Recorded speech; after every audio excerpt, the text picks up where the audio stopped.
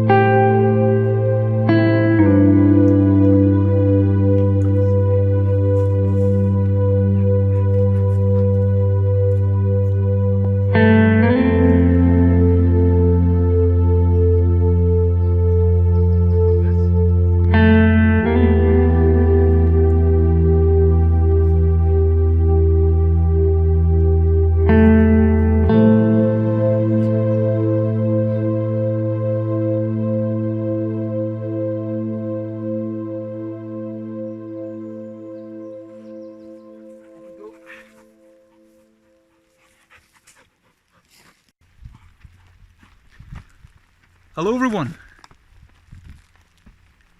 welcome back to D.D Blacksmithing. Now, I'm in a very happy mood right now, thanks to you guys. We reached 100 subscribers. It may not be the largest milestone according to some, but to me, it's massive. And it's all thanks to you guys.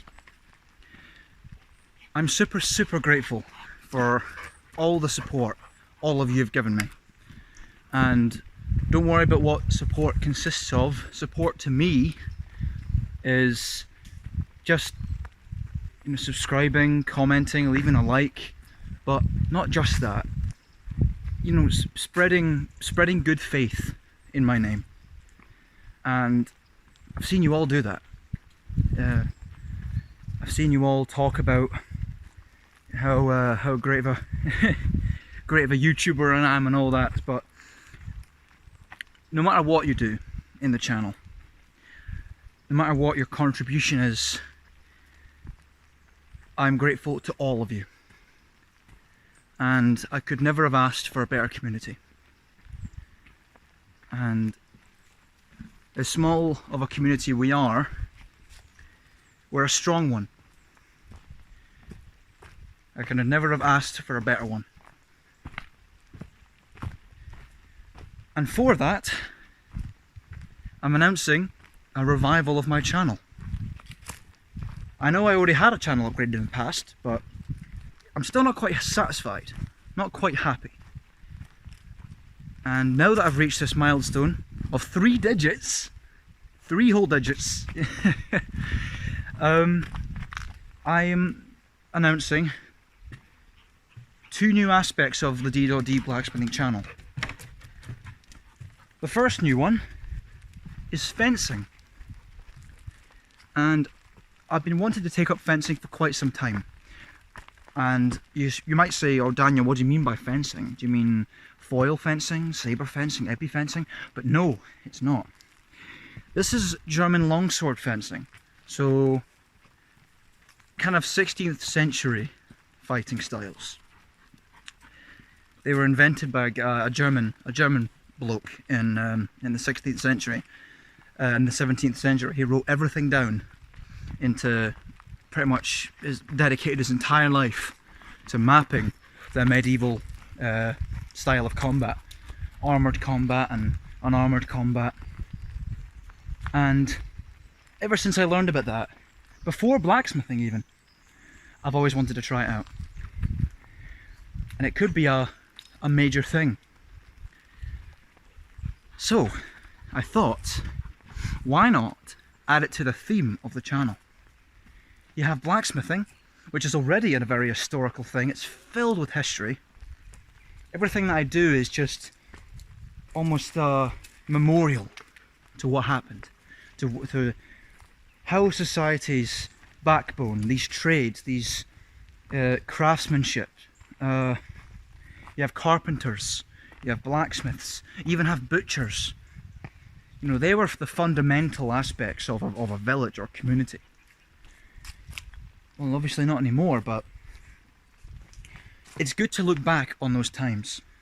I'll do videos on me fencing, me going to the club itself. This is, by the way, in Glasgow, at the Glasgow Academy of Historical Arts, in a place called the Vanguard Centre. And I'll do as much coverage as I possibly can in that. You know, I might even open some of you guys up to maybe trying it yourselves. And the other part of the theme, the third part of the entire channel, is an interesting one. It's bushcraft. And it's anyone who doesn't know what bushcraft is, it is almost surviving in the wild, using your own methods, your own tools, your own two bare hands, you know, surviving and just living, or at least a lifestyle, in a place that, like this even. And bushcraft usually consists of using tools like flint strikers, you know, hatchets, lots of different tools. You know, we have bushcraft knives that can even be used to start fires themselves. And I can even go back into the science of that as well, why that happens and why that does. Why that does that. And that's why I suddenly thought to myself, D.D Blacksmithing is only blacksmithing right now. And as much people as, you know, as much as people may like that, I think there's room. I think there's room to... blacksmithing will always be the #1 priority.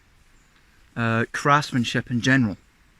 But that's where the bushcraft comes in.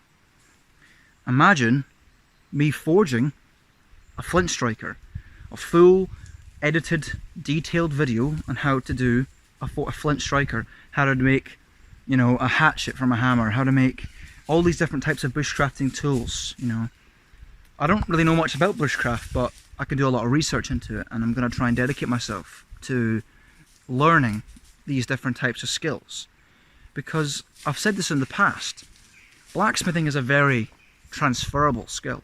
Same with woodworking, same with anything really that involves trade. You know, blacksmithing gives you a lot of great skills, and those skills can be transferred into other skills, such as bushcraft. If I were to make a flint striker in a video and use it in a second video, doesn't that give that first video so much more value? Because you get to see how those things that I was making, putting a lot of time into, can actually be used. And that's where the idea stemmed from. I hope you guys like it. You know, tell me down in the comments. You know, tell me what you think of this new idea, this new revival that might happen. The workshop's under construction still. It still needs another month, maybe even 2. Once that's done, you'll get weekly content, hopefully. And I'll put a lot more effort into editing my videos and making them as best as they possibly can be.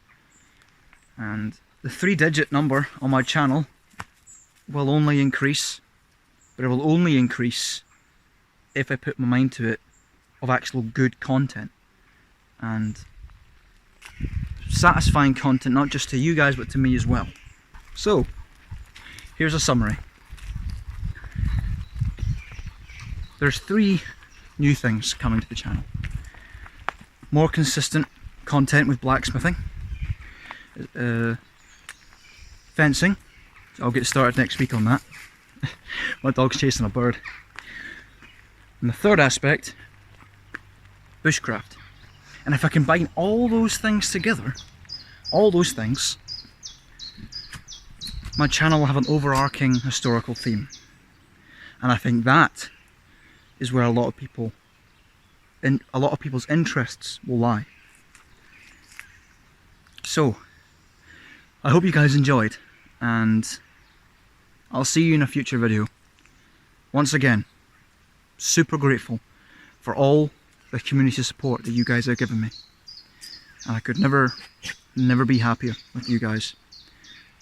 You guys have been phenomenal. So, if you enjoyed, leave a like in the comment. If you didn't, leave a dislike, leave a aggressive comment. Just joking. See you guys in a future video. And once again, thank you. Thank you all very, very much. Goodbye.